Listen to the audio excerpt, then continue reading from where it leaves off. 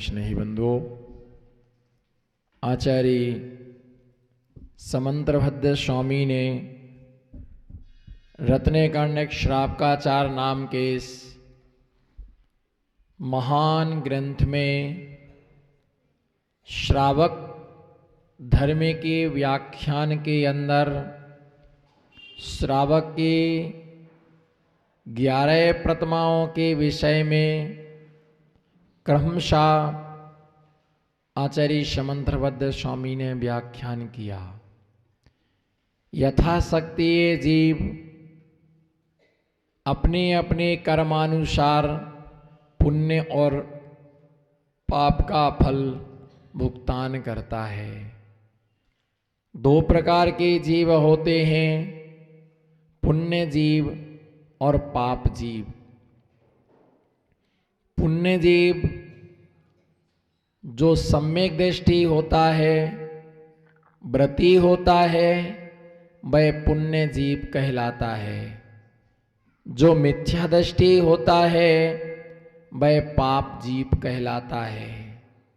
पुण्य तो सब कोई चाहता है, पुण्य तो सब कोई चाहता है, पर पुण्य कोई करना नहीं चाहता है। परंतु पुण्य के लिए कोई करना नहीं चाहता है और बिना करे कभी भी पुण्य की प्राप्ति होती नहीं है। पुण्य करोगे तो पुण्य का संचय होता है। ऐसा ना हो कि हम पुण्य के कार्यों से वंचित रह जाएं। ऐसा ना हो कि हम पुण्य के कार्यों से वंचित रह जाएं। जब हम धर्म नहीं करते हैं, पुण्य नहीं करते हैं, तो उसमें हमारी दोनों तरफ से क्षति होती है। और जहाँ होती है पुण्य की क्षति, बस वहीं होती जीव की दुर्गति। प्रथम का धर्म ना करने से प्रथम हानि, धर्म ना करने से, पुण्य ना करने से पहली हानि है कि नए पुण्य का संचय नहीं होता है। प्रथम हानि बोलो, प्रथम हानि नए पुण्य का संचय नहीं होता है। और दूसरी हानि यह है कि जो पुराना पुण्य था वो भी क्या हो जाता है, क्षय के लिए प्राप्त हो जाता है।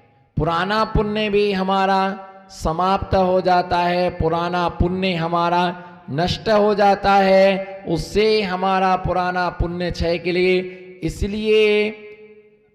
इसलिए 12 भावना के अंतर्गत लिखा गया, 12 भावना के अंतर्गत लिखा गया है कि चक्रवर्ती क्या करता है, राज्य करता है। चक्रवर्ती फल के लिए भोगता है, चक्रवर्ती फल के लिए भोगता है और फल को भोगते समय वो इस प्रकार से किसान की नीति को अपनाता है। किसकी?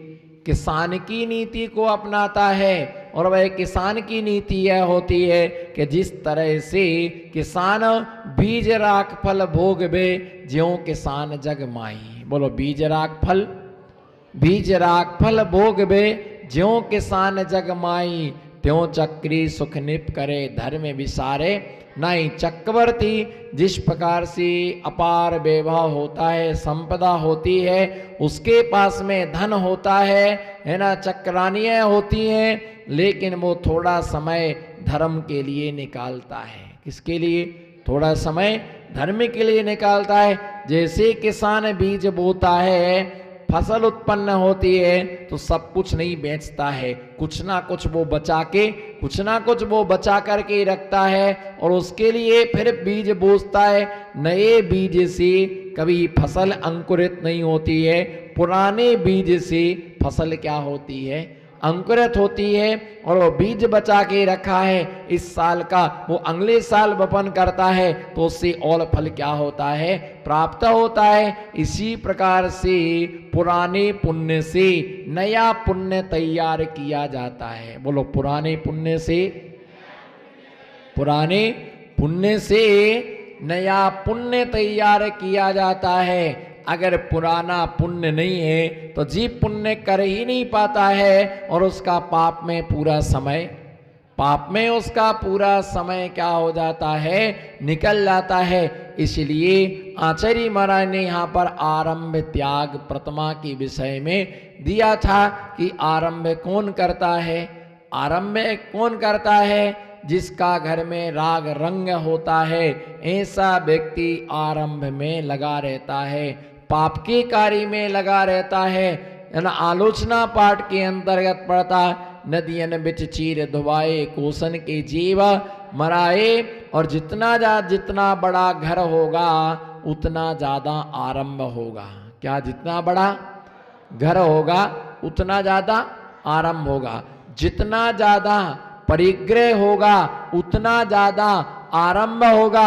जितने ज्यादा बर्तन भोजन में उपयोग करोगे उतने तुमको मांजना पड़ेगा, और कम बर्तन करोगे तो कम मांजना पड़ेगा। कभी कभी हाथ में खाते हो? नहीं, कभी नहीं खाया।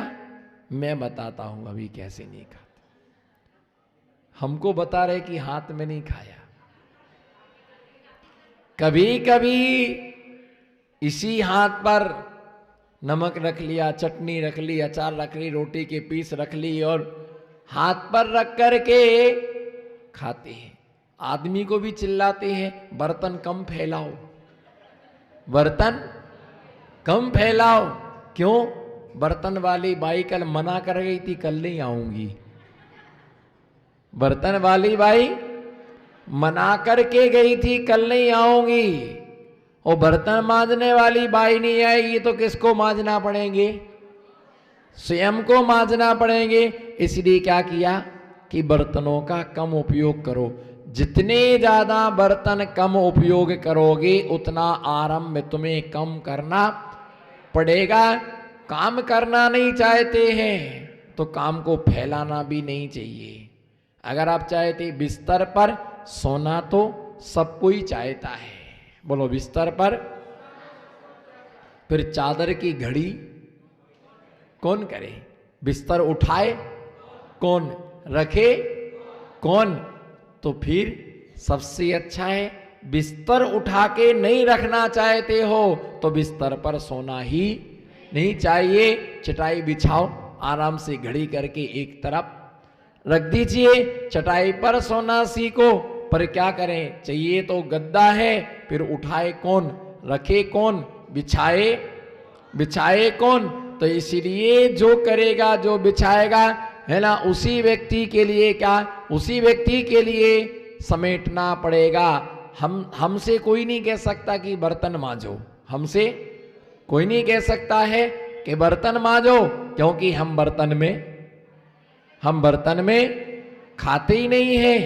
हम बर्तन में खाते नहीं है। हमसे कोई नहीं कह सकता है कि बर्तन मांजो, हमसे कोई नहीं कह सकता है कि झाड़ू लगाओ, हमसे कोई नहीं कह सकता है कि पोछा लगाओ, क्योंकि हमने कचरा फैलाया ही। जो कचरा फैलाएगा उसे झाड़ू लगाना पड़ेगी, जो कचरा फैलाएगा उसे पोछा लगाना पड़ेगा, जो बर्तनों में खाएगा उसे बर्तन मांजना पड़ेंगे। एक जंगल में एक साधु रहते थे, तो कोई भगत आया होगा और उस भक्त ने एक गाय और भैंस दान में दे गया। तो शिष्य था, खुश हो गया और खुश होके गुरुजी के पास पहुंचा। गुरुजी, एक आदमी भैंस दे गया है अपने को दान में। तो गुरुजी बड़े खुश हो गए, बोले अच्छा है, दूध मिलेगा। बोलो, दूध मिलेगा, और ज्यादा निकलेगा तो फिर रबड़ी मिलेगी, कभी मावा मिलेगा, मक्खन मिलेगा, छाछ मिलेगी, रसगुल्ले मिलेंगे, कलाकंद मिलेगा, तमाम प्रकार के आइटम खाने के लिए मिलेंगे। ठीक है, चलता रहा। अब 8-10 दिन के बाद उस भैंस पर किसी की नीयत, उस भैंस पर उसकी नीयत खराब हो गई। जब भैंस पर नीयत खराब हो गई तो जब साधु सो रहा था, शिष्य सो रहा था, और कोई आया धीरे से दरवाजा खोल करके भैंस को लेकर के, धीरे से भैंस को लेकर के चला गया। अब वो शिष्य सवेरे आया, बोले गुरुजी कोई आया और भैंस को लेकर के, बोलो कोई आया और भैंस को लेकर के चला गया। तो मालूम गुरुजी खुश होके क्या बोलते, अच्छा रहा, गोबर फेंकने की समस्या खत्म हो गई।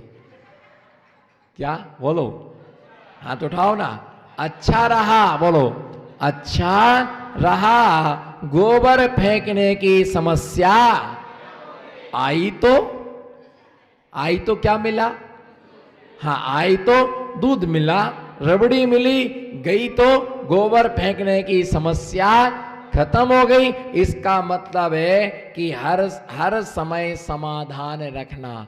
आई तो गुलाब जामुन मिलेंगी, दूध मिलेगा, मावा मिलेगा, तो फिर गोबर भी क्या करना पड़ेगा, मावा देगी तो गोबर तो, दूध देगी तो मूत्र तो देगी, खुशबू आएगी तो बदबू तो आएगी। अच्छा रहा, आई तो मावा मिलाओ, चले गई तो गोबर फेंकने की समस्या खत्म हो गई। अब किसी को दोष नहीं देना कि कौन चोरी करके ले गया, है ना, जो दे गया वो, बोलो जो, हाथ उठाना, जो दे गया वो ले गया।